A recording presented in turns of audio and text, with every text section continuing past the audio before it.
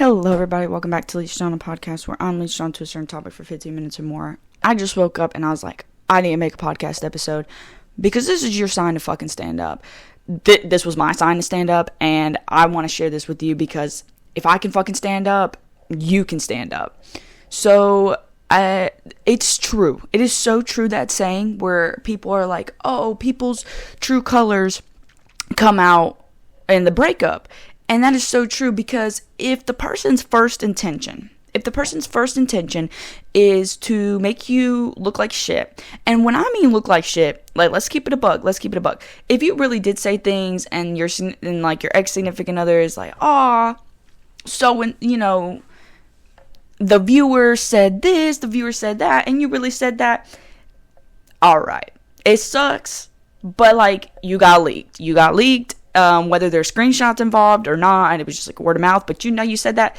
That's a really rough case to argue, but then it shows that you really couldn't really have been yourself around this person, because like whatever you trusted them with, like even if it was like not your evil sides, but like your not best sides, and you were to gossip a little bit, which that could be worked on a little bit on your end, but it's like this person might have like just a high honesty value that when they go out and like tell people the truth, it's like they're fulfilling a self-value, but they're having to like, since you already broke up, it's like, oh, I did them wrong, and now they're gonna go tell people the truth of what I said. So it's one of those, but it's like, okay, you can see that they value honesty. That's what you can see about a person after a breakup. Second thing, if they're quick to go find a new relationship and just go find someone else and like hop on the next best thing, they just can't be alone. And that sucks. If that's something, you ask them a couple years down the line and they still can't admit, that's a them thing again. But if, you can see it from afar, like, oh, they're like trying to replace me, go hop on the next best thing, this, that, the third, they just can't be alone. They really just cannot be alone. And whoever they replace you with, they're going to have, like how they're feeling over you, they're going to feel over them, and it's just going to be a train of people. And then after time, it's going to all root back to you, that they missed you at the end of the day, and they had to find all these other people to get over you. So they're just digging a hole for themselves. Just step back and leave it alone. Second type person.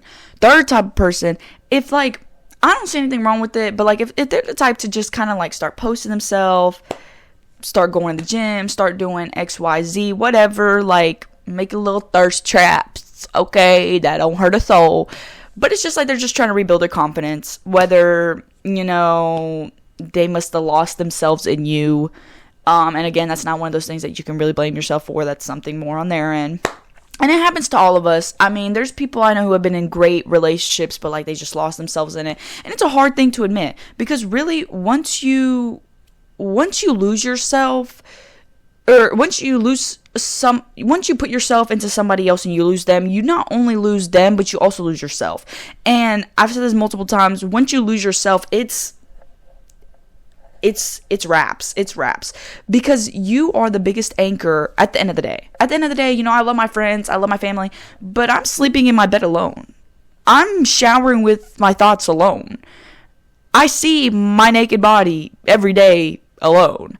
So if I'm not like happy with myself at the end of the day, or I'm not moving in a way that's proud of myself every day, or I'm not moving with, I don't know what the word is, like genuinity, like I'm being genuine when I do things, I'm going to be unhappy with myself. And if I'm unhappy with myself, people are going to try to do some small things that others will boost their confidence on. But if it's like multiple people can boost their confidence on, it's like, oh, like, my ex couldn't do all of this at once, so now I've got different people doing it all at once. And I mean, we're all kind of guilty of that. And, as long as you're not picking up any meaningful bonds with anybody, at the end of the day, it's just doing something for you. So, can you really blame them? Nah, but some exes are the type to do that. I do that. But anyways, that X3. X4, if like they're just really torn and sad, you can already, I don't need to break that down, you can already tell like the relationship meant a lot to them. But really, who people are after the breakup, you can really see the type of person they are. And it sucks because you never see that type of version of them when y'all are together, because what is there what needs to happen in a relationship to bring a person to that point? You know what I'm saying? Like, I'm sure even when y'all argue, it will never be the same point as a breakup person, because a breakup person is angry. A breakup person is sad. A breakup person is annoyed. A breakup person wants nothing to do with you. So they will do anything in their own way means to not remember you. And it's sad. It's sad, especially if you guys shared a really nice bond and you really love them. It's sad to see whatever person they end up becoming. Oh, another person is when they pick up like partying and drinking and smoking and ruining their own lives just because the breakup sucked. There's no excuse to pick up bad habits. I'm sorry. If you listen to this podcast, I'm very anti-addiction. I don't know why somebody wouldn't be, but I just don't believe that the best way to cope is drinking and smoking. And I will make jokes sometimes. I'll make jokes. I will say I wish I was an alcoholic, and I wish I could get high and hit the pendulum and forget about things. I really wish I was that type of person, but been there, done that, didn't work for me. So speaking from experience, and also taking an AP level psychology class, they'll tell you the same bullshit I'm about to tell you, or not even bullshit. They'll tell you the same facts I'm about to tell you, that drinking and smoking does nothing but kill your brain cells. You're doing it for memories in high school,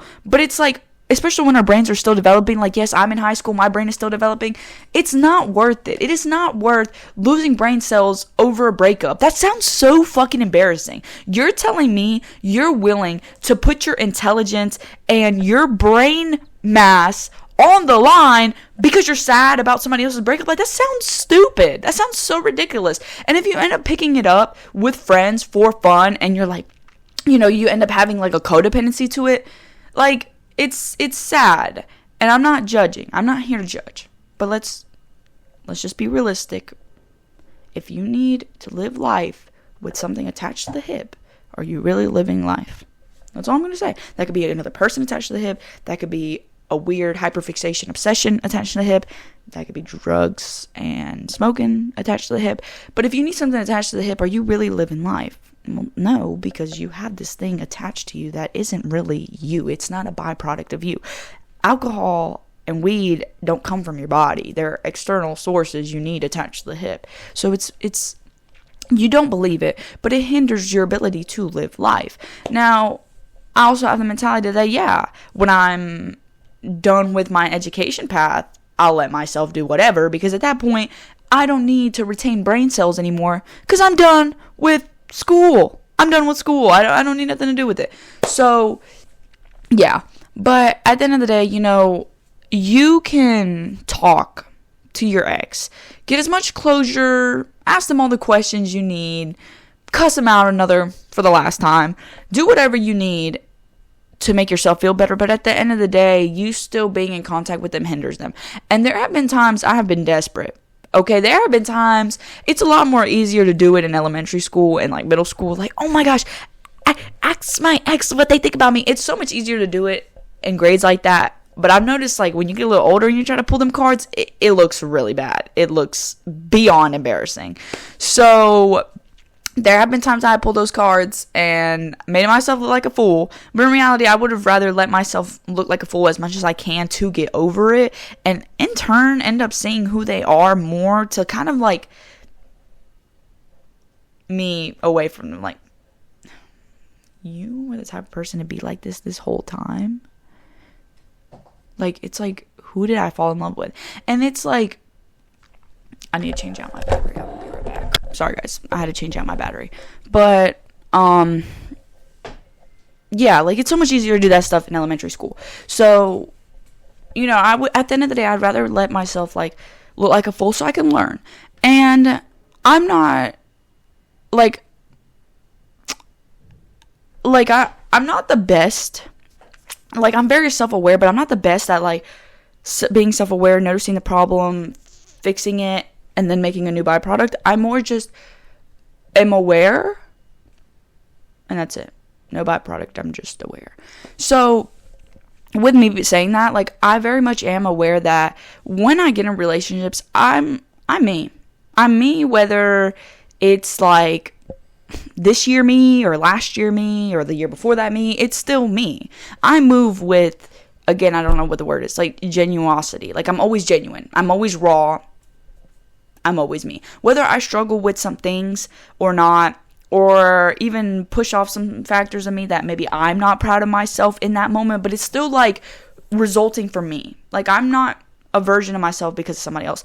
And I mean, there has really only been one relationship I could think of that like I genuinely did like try to pick up some hobbies to make myself look cooler, and and like I did try to do some things that I knew that like they enjoyed, and some things that like, we didn't share in common, but I wanted to see what they liked in it. So it was kind of one of those things that like I kind of did it out of love, but it in turn kind of like started becoming a part of me, but like not really becoming me as I know myself. But it's like, hey, like a new me, I guess. Like I just picked up some things that they were interested in, and I was like, oh my gosh, I like them. Let me go try them out and see why they like them, so we can have something in common. Hey, guilty. I can be self-aware about that.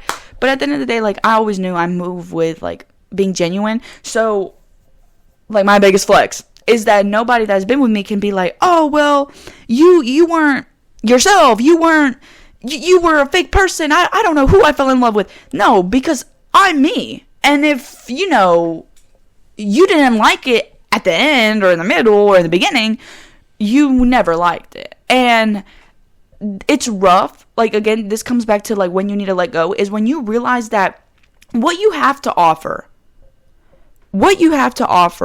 doesn't align with everybody. And it's okay. It sucks to hear, because there has been times I'm so torn. I'm like, what do you mean I'm not enough for everybody? What do you mean I'm not everybody's cup of tea? But you're really not going to be everybody's cup of tea. Now stay with me. Is it a sad realization? Yes. Because at the, like, society as we know it, and people want to be liked, and people pleasers want to be liked. If you're a people pleaser, you're going to want to fit into everybody's mold of what they have of other people. But at the end of the day, those people who have molds to begin with are just picky.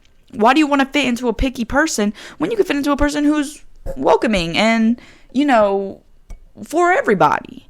But not for everybody, like, in a ran through way, or, like, a friend to all is a friend to none type way. But just, like, hey, we vibe on the same level. Hey, you're my friend. Let's go with it. So, at the end of the day, what you have to offer isn't going to be everybody's cup of tea. But whoever's cup of tea it is, keep those around. And this can settle more with friendships, because it's easier. Like, friend breakups are hard, but they're less common. Because you don't need to be arguing with your friends as much. I really don't argue with my friends as much. And like the friends I have argued with and we have fallouts, it's like one of those that we like live our own lives, get into our own relationships, find new friend groups, and then when we rekindle, we're like, oh wow, like so much time has passed. Like I miss you. I miss you a lot. I'm so proud of your change and growth. And we have these deep talk relationships. But at the end of the day, we are each other's cup of tea, and we're each other's cup of tea even when we're apart. But breakups, it's like, again, you see who they are in the breakup, and you can, if this color isn't your cup of tea, don't force it to work. That's every sign you have to not go back when who they are ends up not being your cup of tea. And it's a lot rougher. It's a lot easier to be the one saying, yeah, you're not my cup of tea, but it's a lot harder to be the one receiving it. Like, oh, I'm not your cup of tea. I'm not your cup of tea. Like, it's rough because you shared something with this person, and at the end of the day, a couple months down the line, I will be more confident in saying this, but I'm going to go ahead and say it out. You can appreciate the love you shared with somebody. Even if it's still not around, you can appreciate that person for helping you grow, helping you learn lessons, helping you be exactly where you need to be, and then being a part of a part of your life that they needed to fulfill. Sometimes some people aren't meant to be for a lifetime. And I don't say forever, because not even we live forever, but for your lifetime, however long that may be. Some people do stay the lifetime. Like maybe your lifetime's here and then their lifetime's here because maybe they die before you. But nonetheless, you guys still fulfill each other for a lifetime.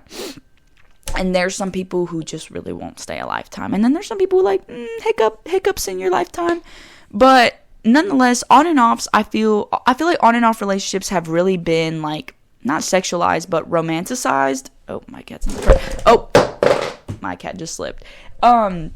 I feel like on and off relationships have definitely been like romanticized in like the past 3 years, honestly.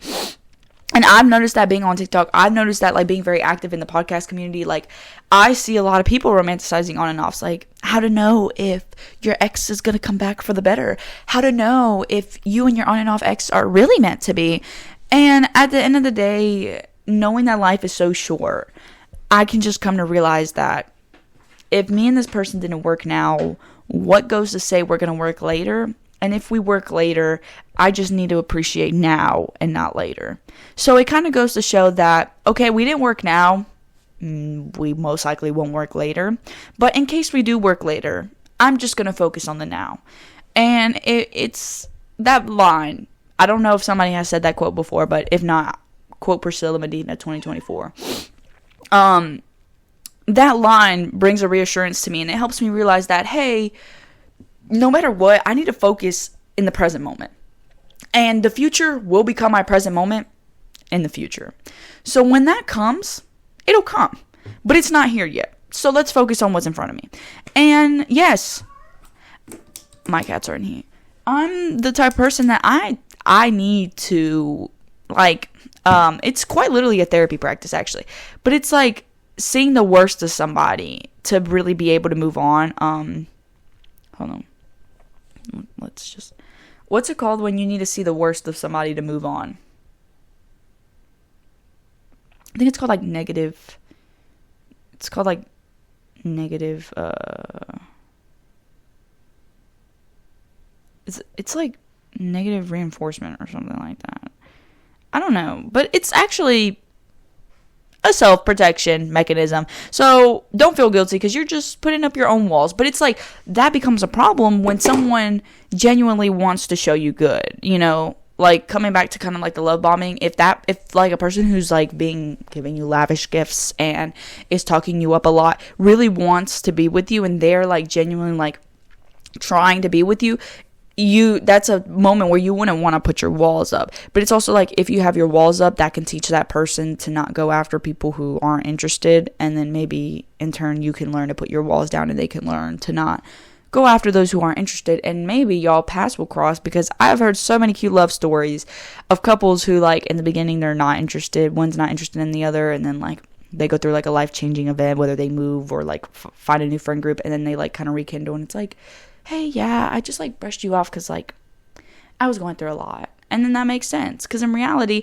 you'd rather be with someone when they're not going through a lot than when they are going through a lot, because when people go through a lot, they are here. And that's speaking from experience. When I go through like crazy, like I'm not right in my head, but not right in my head in the way that I'm just like mentally unstable. Like I'm very down here, and it's sad. Even I feel pity for myself, because it's like, why am I down here? Why am I sulking down when life has so much to offer? Why am I so low when like all these good things are in front of me? And sometimes it's one of the good things in front of you that ends up being the reason that you're so down. But you don't know that. You don't know that until you lose one of the things, whether you lose a job, whether you lose, you know, a toxic friendship or relationship. And again, I have episodes about toxicity, and really it's one of those things that's just like what you feel as toxic, because one of my relationships that for me is my healthiest could have been the other person's most toxicness, but I don't see it as a toxic light because I've been in worse, so to say.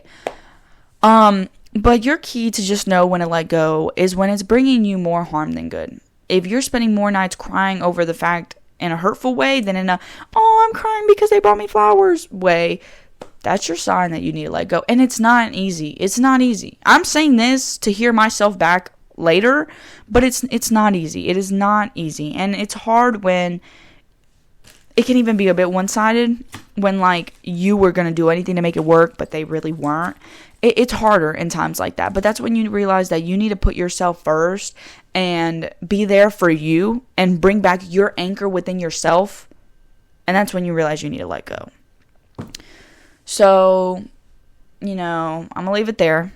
I hope you guys enjoyed today's episode, and I'll see y'all later. Just wanted to make a quick editor's note because I'm currently in something that's making me very heated, and I want to give some advice about this. If the version of you present to somebody isn't the best version of you or isn't your true self, people are going to know you as that. So if that's not who you want to be represented as, or isn't who you really are, or aren't really what you stand for, maybe it's best to move everything with, I can't think of that word, genuinity. Be genuine when you move with things at the end of the day. Because not only will it come back to you and people won't be confused on how you act or the type of person you are, because you will be consistent every and any time, but it also just is, people are able to be set in stone on the type of personality and person you are, and they don't have to wonder, oh, what version of the listener will they be today?